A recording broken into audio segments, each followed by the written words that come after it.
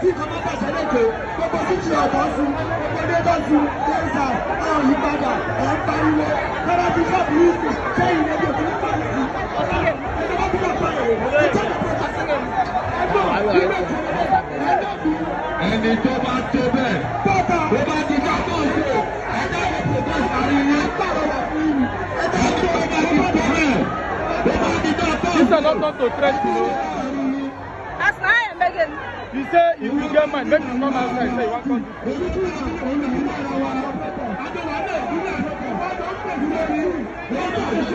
This is an threatening now.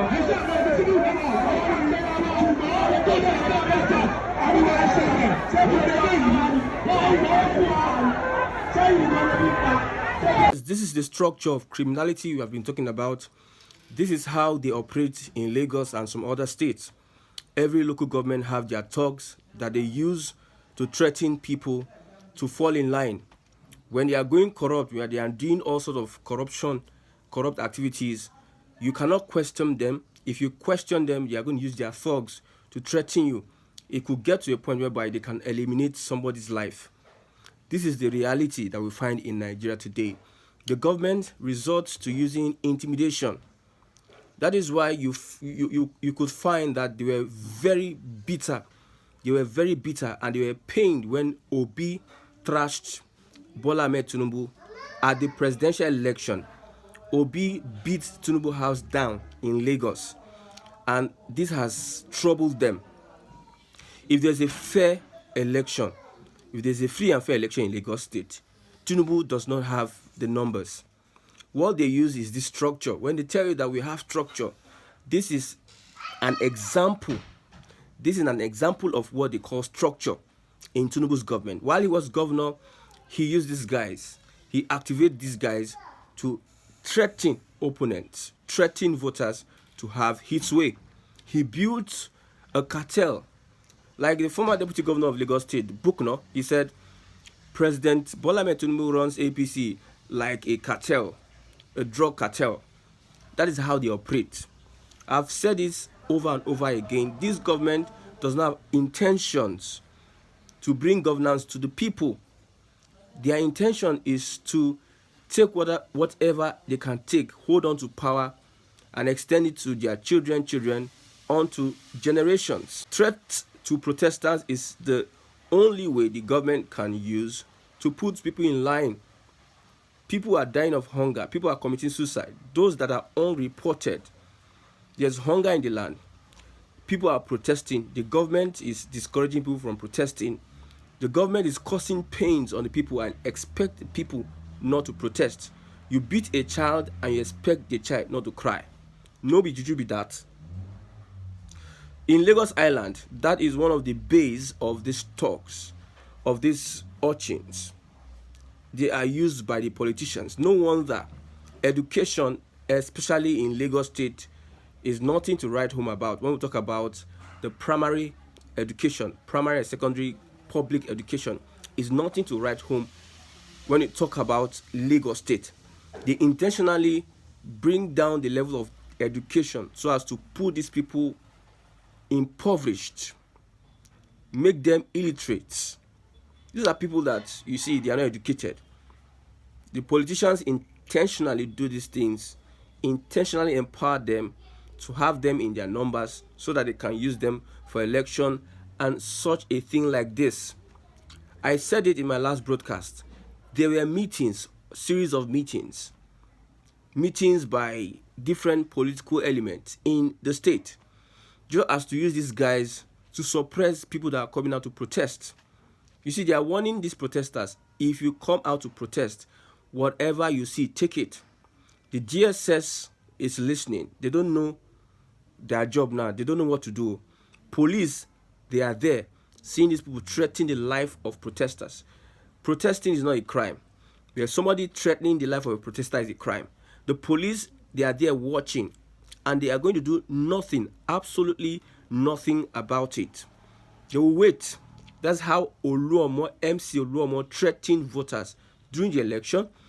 The police PPRO said that it was just a joke that led to the death of voters brutalization, disenfranchisement by these guys. Now they are doing it in the open for the world to watch and see. And one will come tomorrow and expect that the people will believe this government, whatever the government want to say. The image the government is giving itself is a bad image. They can never be in alliance with the people. When you, in broad daylight, threaten the people that you have caused pain, you threaten the lives of the people that you are meant to serve, and you expect the people to have patience with you. Like I said, this government, this crop of politicians are not used to serving the people. How did they rise to power? How did they get into politics? How did they become popular? How did they come to represent the people? They came through corrupt means, and they have been sustaining themselves through corrupt means. The last elections, your votes did not count because they switched off the IREV, where you had the opportunity to see your votes reflect as you voted for your candidate. They installed themselves there. A cleric said that Tinubu told the religious leaders that it was his money he used during the election. He put himself in power using his money. That is what he told leaders in Nigeria. That means the people did not put them there. No wonder they have the guts to come out and threaten the people in broad daylight. The propaganda could not work. Blaming the obedience, P2B and the Igbo people could not work. Carrying out an hashtag Igbo must go in Lagos to intimidate this tribe could not work. They have come out to openly threaten people, threaten citizens of Lagos, threatening Lagosians. These people are identifiable. The DSS should move on and stop these elements. You see, institutions in Nigeria wait for Nigerians to get hurt, to get killed, to get battered before they run and try to separate or try to use their back of hand to solve the situation. This threat has happened before. The police kept quiet. And you expect Nigerians not to be so angry and have a mindset not to be patriotic to the country. You do all these sorts of things and you think it's just going like that. Somebody once said, a government that threatens its people will never prosper. That's why the government would never. Since the inception of democracy, these guys have used these methods to get to power. At the end of the day, there's nothing to show for what they are doing. There's nothing to show. No development at all. It does not reflect on the lives of the people. They get into one problem to the other. Buhari came, they were championing him as the Messiah. He came and he went back in shame. Towing the line of Buhari would not bring dividends of democracy to the people. The people must be ready to resist evil. The government has collaborated with the security agencies, with touts, with criminal elements to suppress the will of the people, to disenfranchise the people. The government has ganged up against those they are meant to serve. A servant is ganging up against his master. When they get power, they misuse power, and they try as much as they can to limit people, to make them responsible, accountable, and accessible. This is uncalled for in Lagos. So you know it now. That is the normal practice. Each chairman has the voice they use to threaten people, and this is the democracy. We are watching. This is the democracy we call. Those pastors, those imams are watching these things happening, and they are not going to say anything. Then one pastor will come out from the blue, or imam will come out from the blue and say, pray for Nigeria. One politician will come out from the blue and say, pray for Nigeria. This is a concurrent decimal. It is something that happens on a daily. It is a normal thing. In front of officers, police officers, criminals will come out and threaten Nigerians, cause havoc on Nigerians, and they go free. This is the common practice. This is what the government can offer its citizens. They impoverish you, they cause hunger and starvation on you, yet they don't want you to protest. Somebody will say, no, be juju be that. Now, it tells you how far the government wants to go in making sure this protest does not hold. And even if it holds, you can see the elements that are likely to cause violence. You can see the elements that are likely to cause violence. Now, whenever there's violence in any form of protest, just know those that are responsible, those the government are using. These guys, they work directly with the government. If not, they will not have such effrontery. They have the permission of the security forces to carry out these threats on Nigerians. And it seems Nigerians are helpless. They want to put you in bondage. That is why they are in power. They have become tyrants to put you in bondage. Any voice that is going to stand up against them, they want to silence that voice. That is the reality. But there's one thing that is just the truth. The truth is that no matter how evil persists, truth will overcome at the end of the day. If you're a wicked man must go down. Wickedness will slay the wicked. That's it. And there's no how you're going to stop the dynamics of protest in Nigeria when it has to do with hunger. Hunger is not economics. Hunger is reality. Hunger is not propaganda. You can't use propaganda. You can't use threats to stop a hungry man from protesting. No amount of threats will stop Nigerians from protesting against hunger. Hunger that is even getting towards starvation. People are starving. Families cannot feed. Families are having problems maritally. Young ones are doing all sort of things to just survive. Going to prostitution, all sort of fraudulent activities because of the possibility of surviving in a country that is filled with plenty. Those that are having to enjoy Nigeria are threatening Nigerians that are not enjoying Nigeria. This is the reality. We have pastors, we have imam, I repeat, that are looking at these things happening. Those that are coming out to tell people not to come out and protest. Sunday Igboho and the likes and co. You can see what is happening. The threat, the police have done theirs, trying to limit protesters. They told protesters 4 p.m. you stop protest. Who does that in the history of the world? Who does that? You are trying to gag Nigerians you tell us you love so much. Like I said, and I always say, these people don't have your interests at heart. They are not there to represent you. They are there to represent their family members, their allies, and whoever is loyal to them. And mind you, national cake, the way they are sharing it cannot get to everybody. So it is going to be very hard for them to bribe the whole Nigerians. But so far, they can keep together structure of criminality. The structure of criminality from the federal to the states to the local government. If they can maintain that structure of criminality, they are good to go. They don't care whether Nigeria is destroyed, whether Nigeria is burnt to ashes. They don't care. So far that they are at the position of power. The reason why they are afraid of the protests is because they cannot control the narrative of what is happening in the north. They cannot replicate this in the north. Since it's the Southwest president, the Southwest could handle their own. They can activate what they can activate using talks to oppress people.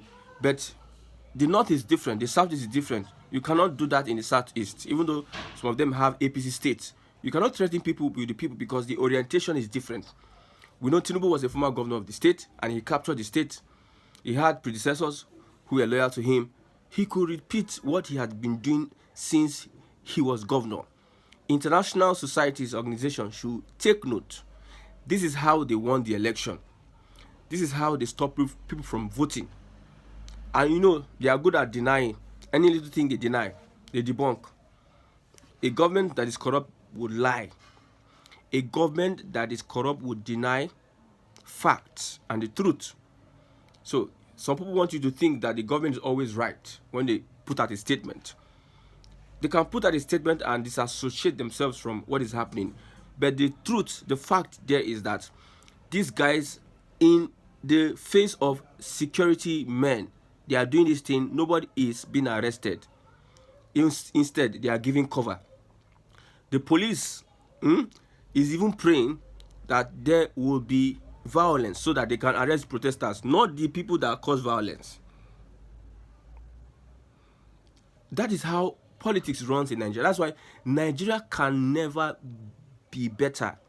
Those that are praying for Nigeria, look at what is happening. Look at the foot soldiers of these politicians. Look at their normal stock in trade. You are praying for Nigeria to get better. Look at what is happening. People are coming out to say we are protesting peacefully. Then the people that are likely to cause havoc are coming out in broad daylight to threaten protesters, people that are protesting. And your intelligence, your mind will not tell you the people that are involved in this violence, who are they? Are they the protesters or the politicians? What happened in NSAS? This will give you an answer to what happened in NSAS. NSAS was peaceful, and it got to a point the government was not okay with the NSAS moving on. They now had to use other means to stop NSAS. And this is one of the things. This is one of the things that we have been talking about over the years. This is how the government wants to rule over Nigerians, want to put fear in the hearts of Nigerians not to protest. We have been warning the government, don't make this a bloody protest. Don't make this bloody. Allow protesters protest peacefully and engage them. Don't make this bloody. But you see, the gods, if they want to destroy a man, they will make him mad.